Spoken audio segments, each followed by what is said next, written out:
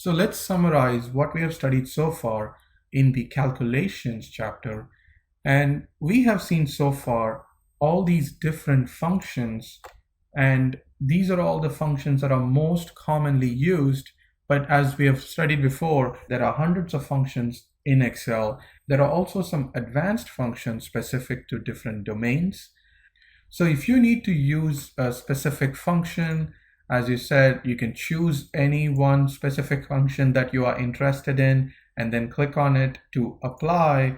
And this will open up the arguments dialog box, and you can use the instructions here or help here to enter the information that the function needs, and then it'll be applied to the cell. If you need more help, you can click on this link and Excel's help documentation will open up, and then you can read through and understand things better.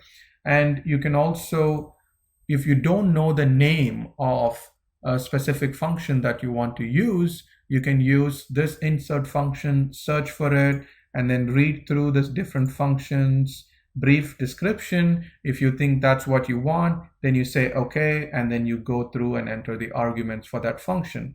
And there are different categories, as we have learned before, and you can choose the category and then look only in that specific category of functions.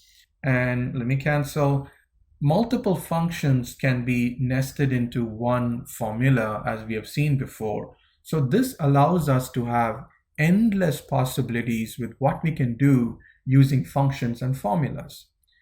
And with practice, we get better at writing better formulas, smarter formulas, more compact, more efficient formulas.